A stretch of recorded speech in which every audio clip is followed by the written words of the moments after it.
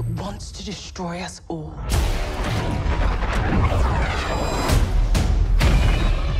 Now, listen, I'm not normally one to start on a negative note, but my word, this year's EA Play E3 conference was dull. If it wasn't 15-minute demos of mobile games, it was awkward, toe-curling silences that made you want to curl up into a little ball of cringe and roll off into the sunset. But we're not done. That's not it. They will not come alone. Joining them is the Dark Lord and leader of the Separatist Alliance, Count Dooku, as well as... Anyway, there were a few things in there to get excited about, most notably Anthem. So, if you were wise enough not to waste 90 minutes of your life watching the EA Play press conference, here are 9 new things you need to know about Anthem.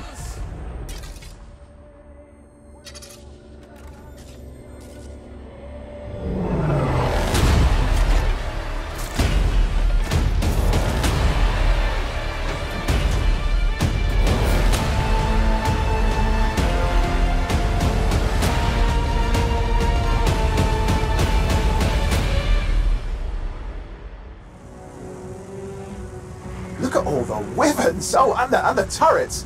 Better move quickly.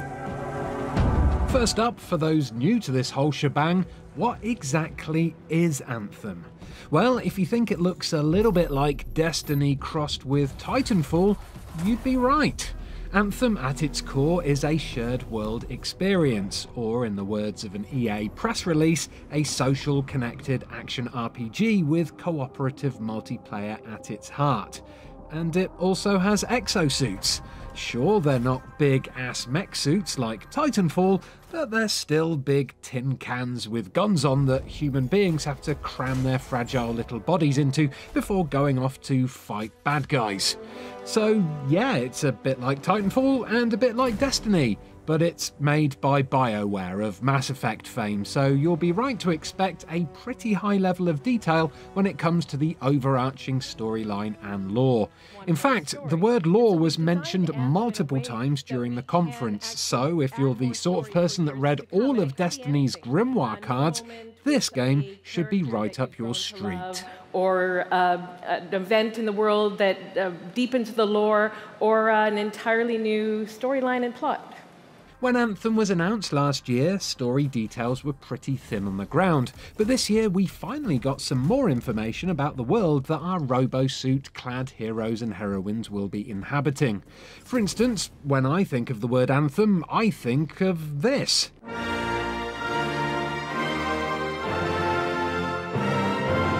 But it turns out Anthem isn't actually a musical anthem at all. It is in fact a thing. And a pretty important thing at that, because the anthem referenced in the title is the Anthem of Creation. So, the premise of Anthem is that you and your mates inhabit a world left unfinished by the gods. For some unknown reason, these gods scarpered halfway through building the world, and when the bloody slackers did a runner, they left behind their massive tools. Oi, no sniggering at the back there, you. I see ya. So anyway, these tools, whatever they are for some reason in constant conflict with an unknowable force called, yep, you guessed it, the Anthem of Creation. Now, the chaos of these things pushing against each other has created a volatile, ever-changing world that's full of crazy storms and vicious monsters.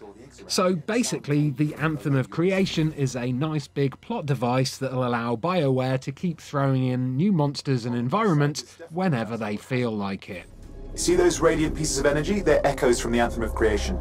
So, where do you come into all this? Well, you play as something called a freelancer, which I guess is just a fancy way of saying mercenary, and you're uniquely skilled to fly those exosuits that we mentioned earlier on. These suits, or javelins as they're known, are the only things standing between you and a painful death at the hands of one of the world's many monsters, so it's imperative that you and your mates learn how to use them, because this is a co-op game after all. There are 4 different types of javelin to choose from, and each one has its own unique abilities.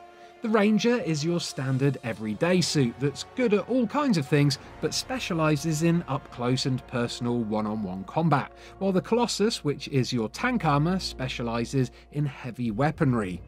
The other two suits are called the Interceptor and the Storm. What's important to remember is that you are not your suit.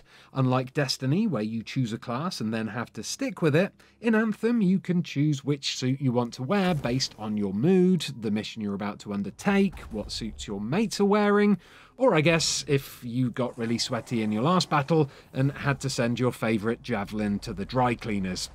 Something like that.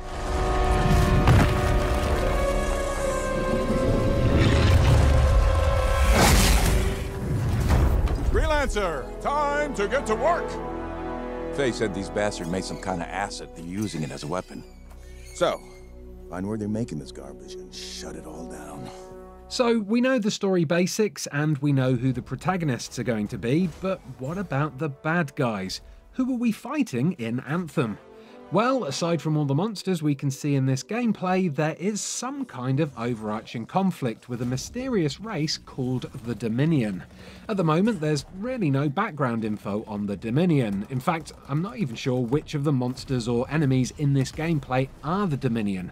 What we do know, though, is that the Dominion are ancient rivals of humanity, and that somehow they have discovered a way to weaponize the Anthem of Creation. Obviously, a weaponized Anthem of Creation is not going to be a good thing for the Dominion's most ancient of rivals, aka us. So it's up to you and your merry band of freelancers to stop them before it's too late. As I mentioned right at the start, Anthem is a social, connected action RPG with cooperative multiplayer at its heart. That's all well and good, but what about people who hate other people? Are they going to be able to play the game as well? Well, short answer is yes, although it will be a lot more challenging if you choose to go it alone. To try and convince players to team up either with friends or with randoms, BioWare has tried to balance the co-op experience so that it will be fun for people who don't normally engage in these kinds of things. If your only problem with teaming up with other people is that you think you might miss out on some juicy storylines, well, BioWare has a solution for that too. When you're out in the open world and fighting big bads with other people, it acts like any other co-op game. But when you finish your mission, you head back to a base and then the game transforms into a single-player experience, where you turn in your quests, get rewards, and chat to the NPC characters. By doing it this way, BioWare hopes to combine the impact and agency of a single-player story with the fun of a co-op experience. Talking about BioWare stories, let's get to the most important question.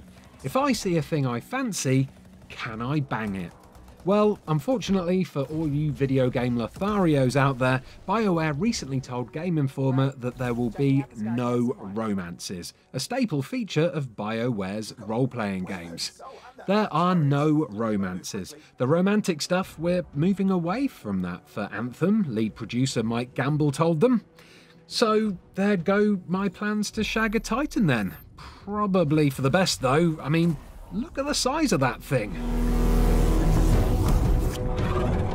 In something of a running theme throughout the EA Play event, BioWare also committed to no loot boxes in Anthem. Here's what Anthem's executive producer Mark Darrah had to say on the subject. We are going to have some cosmetics and vanity items that you'll be able to purchase, but you're always going to know what you're going to buy before you spend any money on it. So no loot boxes, no ability to pay for power. So that means no ability to spend money on gameplay advantage at all within Anthem. So I guess voting with your wallet does work after all. Battlefront 2. So we launched our game in November of last year, and clearly we didn't get it quite right. Wondering what kind of cosmetics and vanity items you'll be able to buy? Well, we were shown a short selection during the Anthem section of the EA Play event, and while most of them looked like your standard skins, it was quite cool to see a lovely N7 themed suit in there as well. I wonder if that means we'll see some kind of crossover between the two games. Only time will tell, I guess. So perhaps you're wondering when you can play Anthem.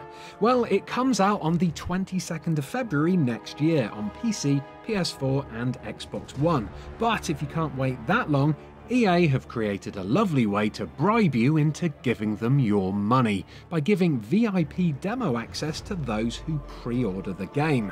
There's also a bunch of other pre-order bonuses like legendary weapons and skins for your javelins, so if tarting up a robot in fancy armor sounds like your bag, go get pre-ordering now.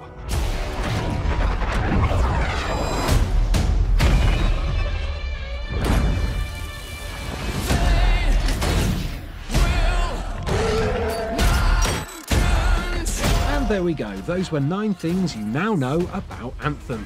If you enjoyed this video, do give it a like, do subscribe to Eurogamer for plenty more E3 2018 coverage, and do have a lovely day. Goodbye.